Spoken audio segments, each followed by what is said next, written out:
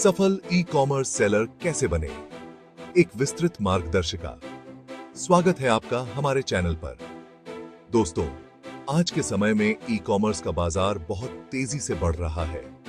हर कोई इस प्लेटफॉर्म का इस्तेमाल करके अपनी चीजें बेचना चाहता है और अच्छी कमाई करना चाहता है। लेकिन सवाल ये है कि आखिर कैसे?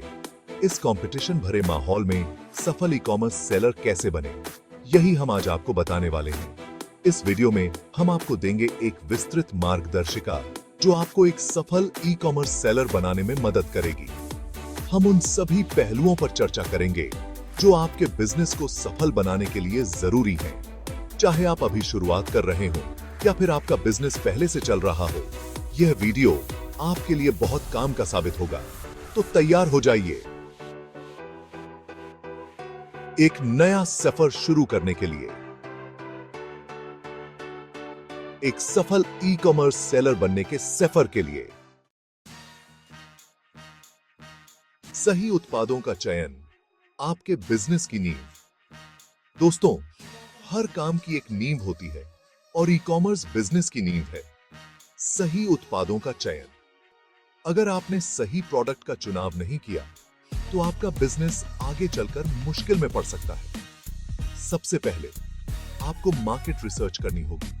समझें कि मार्केट में क्या डिमांड है, लोग क्या खरीदना चाहते हैं। ऐसा प्रोडक्ट चुनें जिसमें आपकी रुचि हो, क्योंकि आप उसी प्रोडक्ट को बेहतर तरीके से बेच पाएंगे जिसके बारे में आप खुद पैशनेट हो। एक बार जब आप कुछ प्रोडक्ट्स चुन लेते हैं तो उनकी कंपटीशन को एनालाइज करें।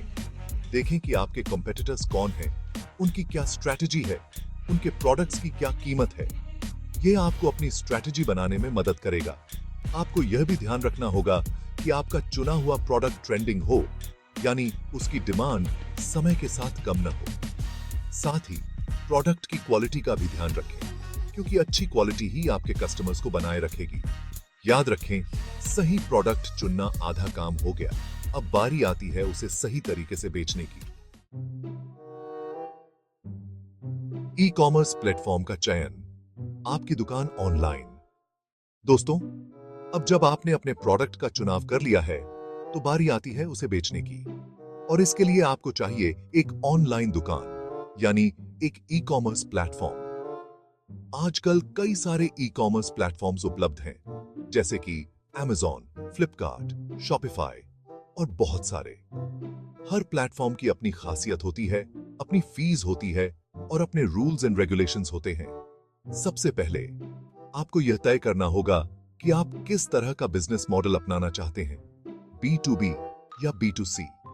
इसके बाद आपको अपने प्रोडक्ट के हिसाब से और अपने बजट के हिसाब से प्लेटफॉर्म चुनना होगा। अगर आप शुरुआत कर रहे हैं और आपके पास ज्यादा बजट नहीं है तो आप Amazon या फ्लिपकार्ट जैसे प्लेटफॉर्म से शुरुआत कर सकते हैं। ये प्लेटफॉर्म्स आपको एक बड़ा कस्टमर बेस प्रदान करते हैं और साथ ही आपको शिपिंग और पेमेंट गेटवे जैसी सुविधाएं भी देते हैं।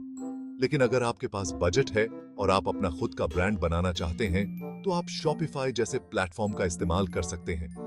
यह आपको अपनी वेबसाइट बनाने और उसे अपने हिसाब से कस्टमाइज करने की सुविधा देता है।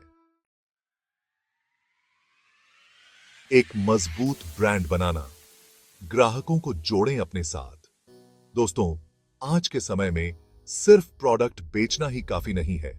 आपको अपने कस्टमर्स के साथ एक इमोशनल कनेक्शन बनाना होगा, और इसके लिए जरूरी है एक मजबूत ब्रांड बनाना।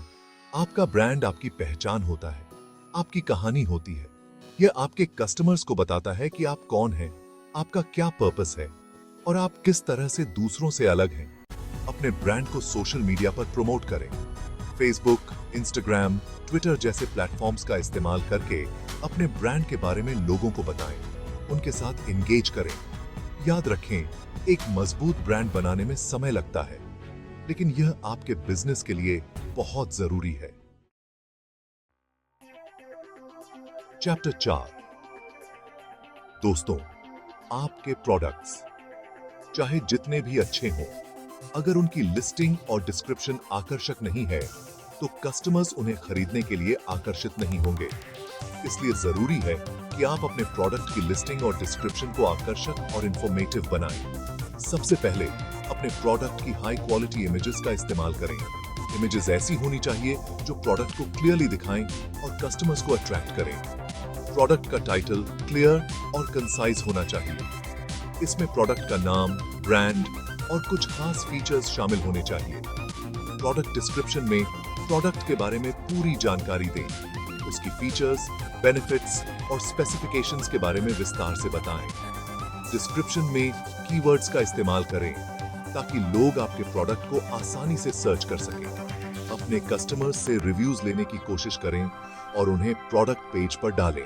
पॉजिटिव रिव्यूज आपके प्रोडक्ट की क्रेडिबिलिटी बढ़ाते हैं और कस्टमर्स को खरीदने के लिए प्रेरित करते हैं। चैप्टर 5।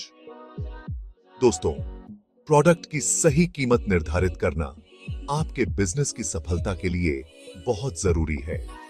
अगर आपकी कीमत बहुत ज्यादा होगी तो कस्टमर्स आपके कंपेटिटर्स के पास चले जाएंगे, और अगर आपकी कीमत बहुत कम होगी तो आप मुनाफा नहीं कमा पाएंगे। सबसे पहले अपने कंपेटिटर्स की कीमतों को एनालाइज करें। देखें कि वे अपने प्रोडक्ट्स को किस कीमत पर बेच रहे हैं। अपने प्रोडक्ट की कॉस्ट प्राइस, मार्केटिंग एक्सपेंसेस और प्रॉफिट मार्जिन को ध्यान में रखते हुए एक कॉम्पिटिटिव प्राइस निर्धारित करें। आप अलग अलग प्राइसिंग स्ट्रेटजीज का इस्तेमाल कर सकते हैं, जैसे कि cost plus pricing, value based pricing और कॉम्पिटिटिव प्राइसिंग। और डिस्काउंट्स और ऑफर्स का इस्तेमाल करके कस्टमर्स को आकर्षित कर सकते हैं। याद रखें, प्राइसिंग एक कंटिन्यूअस प्रोसेस है। आपको समय समय पर अपनी कीमतों को रिव्यू करते रहना होगा और मार्केट ट्रेंड्स के हिसाब से उन्हें एडजस्ट करते रहना होगा। चैप्टर 6। मार्केटिंग और प्रमोशन। दुनिया को बताएं अपने प्रोडक्ट के बारे में।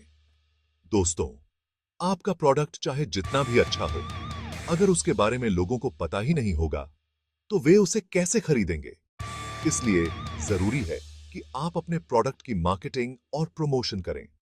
आजकल डिजिटल मार्केटिंग बहुत ज्यादा पॉपुलर है। आप फेसबुक, इंस्टाग्राम, गूगल एड्स जैसे प्लेटफॉर्म्स का इस्तेमाल करके अपने टारगेट ऑडियंस तक पहुंच सकते हैं। आप इन्फ्लुएंसर मार्केटिंग का भी सहारा ले सकते हैं। इन्फ्लुएंसर्स के जरिए अपने प्रोडक्ट को प्रमोट करवाएं और एक बड़े ऑडियंस तक पहुंचें। कंटेंट मार्केटिंग भी एक बहुत ही इफेक्टिव तरीका है अपने ऑडियंस के साथ एंगेज करने का और उन्हें अपने ब्रांड के प्रति लॉयल बनाने का। ब्लॉग्स, आर्टिकल्स, वीडियोस और सोशल मीडिया पोस्ट्स के जरिए वैल्यूएबल कंटेंट क्रिएट करें। ईमेल मार्केटिंग और एसएमएस मार्केटिंग का इस्तेमाल करके अपने कस्टमर्स के साथ कॉन्स्टेंटली कनेक्ट रहें और उन्हें लेटेस्ट ऑफर्स और अपडेट्स के बारे में बताते रहें।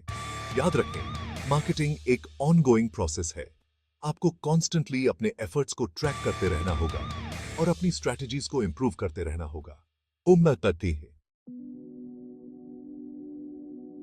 चैप्टर 7। ग्राहक सेवा और संतुष्टि। बनाएं अपने कस्टमर्स को अपना फैन। दोस्तों, आज के कंपेटिटिव मार्केट में सिर्फ अच्छा प्रोडक्ट बेचना ही काफी नहीं है। कस्टमर्स को हैप्पी रखना, उनकी प्रॉब्लम्स को सॉल्व करना और उन्हें एक पॉजिटिव एक्सपीरियंस देना बहुत जरूरी है। अपने कस्टमर्स के साथ रिस्पेक्टफुली और पोलाइटली बात करें, उनकी क्वेरीज को ध्यान से सुनें और उन्हें सैटिस्फैक्टरी सॉल्यूशंस प्रोवाइड करें। एक सैटिस्फाइड कस्टमर आपके ब्रांड का सबसे बड़ा एडवोकेट होता है। चैप्टर 8। लॉजिस्टिक्स और शिपिंग। पहुंचाएं अपना प्रोडक्ट कस्टमर्स तक। दोस्तों, आपका प्रोडक्ट चाहे जितना भी अच्छा हो, अगर वो कस्टमर तक सही समय पर और सही कंडीशन में नहीं पहुंचता है तो आपका सारा काम खराब हो सकता है। इसलिए जरूरी है कि आपकी लॉजिस्टिक्स और शिपिंग प्रोसेस स्मूथ और एफिशिएंट हो। एक रिलायबल शिपिंग पार्टनर चुनें जो आपके प्रोडक्ट्स को सेफली और टाइमली डिलीवर कर सके। अपने कस्टमर्स को ऑर्डर ट्रैकिंग फैसिलिटी प्रोवाइड करें ताकि वे अपने ऑर्डर के बारे में अपडेटेड रहें। शिपिंग चार्जेस को रीजनेबल रखें। अगर पॉसिबल हो तो फ्री शिपिंग ऑफर करें। प्रोडक्ट्स को प्रॉपर्ली पैकेज करें ताकि वे ट्रांजिट के दौरान डैमेज न हो। रिटर्न्स और एक्सचेंज पॉलिसी को सिंपल और कस्टमर फ्रेंडली बनाएं। याद रखें, एक हैसल फ्री लॉजिस्टिक्स और शिपिंग एक्सपीरियंस आपके कस्टमर्स को हैप्पी रखेगा और आपके ब्रांड की क्रेडिबिलिटी बढ़ाएगा। ओट्रो ई कॉमर्स की दुनिया में आपका स्वागत है। तो दोस्तों, ये थी हमारी आज की विस्तृत मार्गदर्शिका कि कैसे आप एक सफल ई कॉमर्स सेलर बन सकते हैं। उम्मीद है आपको यह जानकारी उपयोगी लगी होगी और अब आप ई कॉमर्स की दुनिया में कदम रखने के लिए तैयार हैं। याद रखें, सफलता एक दिन में नहीं मिलती। इसके लिए मेहनत, लगन और पेशेंस की जरूरत होती है। अपने गोल्स पर फोकस रखें, सीखते रहें और आगे बढ़ते रहें। अगर आपको यह वीडियो पसंद आया हो तो लाइक और सब्सक्राइब करना न भूलें। अपने सवाल और सुझाव कमेंट्स में जरूर बताएं। धन्यवाद।